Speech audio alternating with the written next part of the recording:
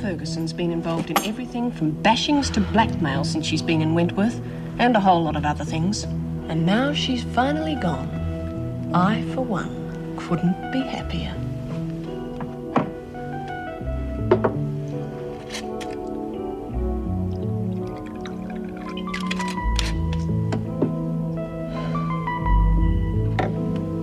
I've decided to go into business, and I've decided you're going to help me. Yeah, sure. Okay. I thought so. What percentage do we get? Work it out with Lou, 3 ways. Eh? There's 4 of us. I don't want a cut. Why are you getting mixed up in it then? Amusement. When can you get me some knives? What kind? Carving. Kitchen, I guess. But you can't just walk out with them. You'll think of something. That way you'll get your percentage and I'll get my amusement. She's nothing but trouble. Can't you see Mrs. Reynolds again? There's no point, Jude. Her hands are tied. Well, what are we going to do if we can't get her transferred? I don't know, but we're going to investigate every angle. There has got to be something we can do. They want Joan back. And until she's reinstated, we're on strike. From when? As of now. Are you telling me that you're expected to go on strike to get Joan Ferguson back her job?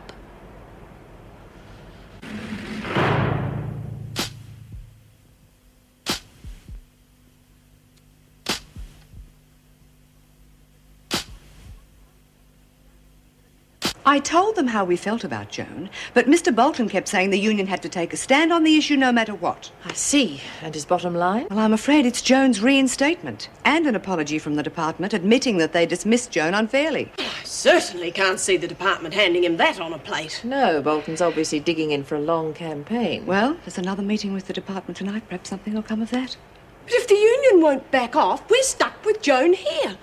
Oh, damn it, it's the first good decision the department's ever made. Oh, I know, Mrs. Reynolds. I'm awfully sorry. I did try to explain No to one's them. blaming you, Joyce. Right now, my main worry is getting the women back to their cells. Look, I'll ask some of the officers to stay back. It's the least we can do. I'd appreciate that, Joyce. Thank you. I really feel awful about leaving you two on your own. Good night and good luck. Looks like we're in for a long night. Yeah, you know, Dot could have said that she had this incredible pain in her chest instead of putting up with it for Trouble so is, long. no one would have believed her. Well, gotta hand it to her. She's got guts. Know what I reckon? I reckon Dot must be a massacre. I doubt it, Masochist. love. I doubt it. Oh, Mrs. Morris, how's Dot? Sister Kelly thinks it could be an ulcer. Told you I know my business. Quiet, please.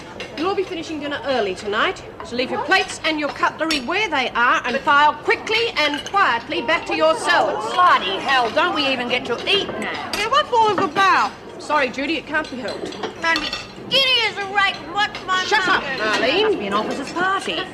I thought I told you to put down your plates. Now hurry up.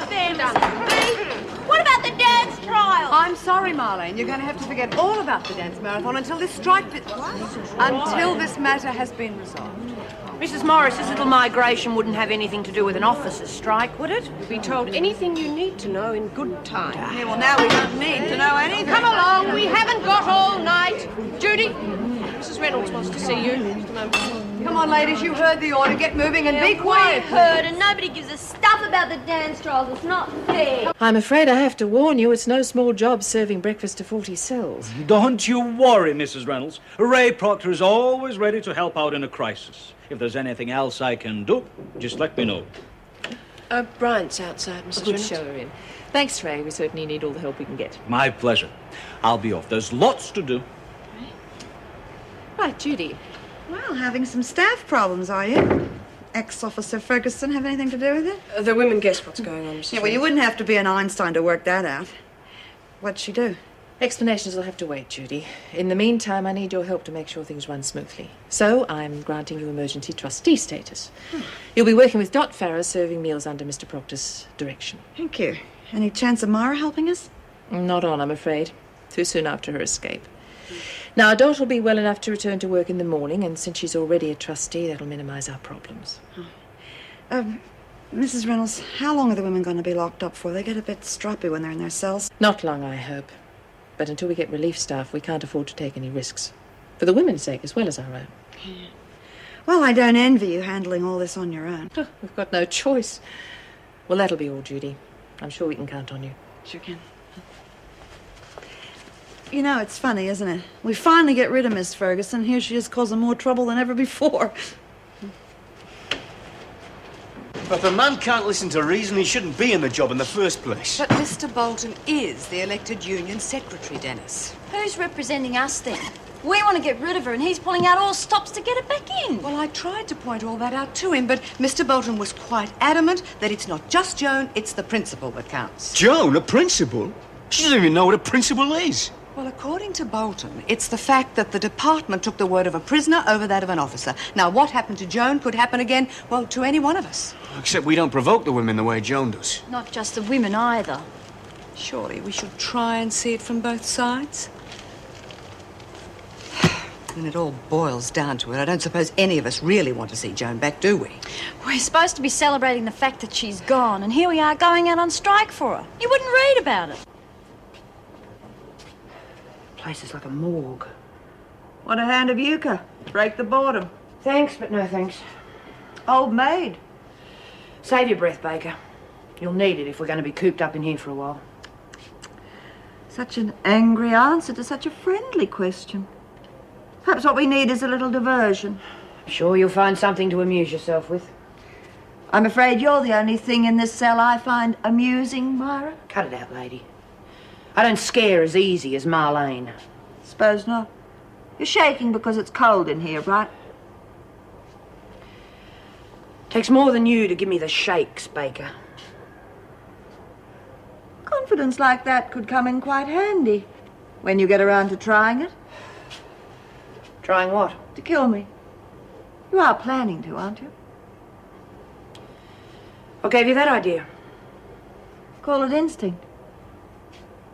I would if I were in your shoes. Killing's not the answer to everything. Unless it's the only answer. Wouldn't you say? Yes, I would. So you might be wise to remember that.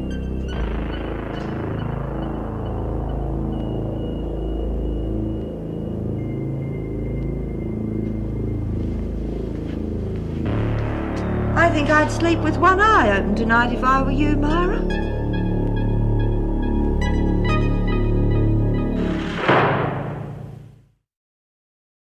Yes, well, since you're here, I suppose you'd better sit down. Thanks for the hospitality. We do need to look after each other's interests now, don't we? I do hope you don't mind us barging in on you like this, Miss Ferguson, but Mr. Bolton and I thought we should discuss the situation. Yes, I suppose you heard we called the members out. They're all right behind you. Oh, yes. I can just see my comrades at Wentworth dying to get me back. I hope those reporters outside aren't driving you mad. You didn't say anything to them. Of course not. And frankly, Mr. Bolton, I prefer to fight my own battles without the union's help. But the department's done you a grave injustice. We'll show them they can't ride roughshod over us and get away with it. Where would we be if our predecessors hadn't fought against injustices like this? Supposing I go along with this strike, what are the chances?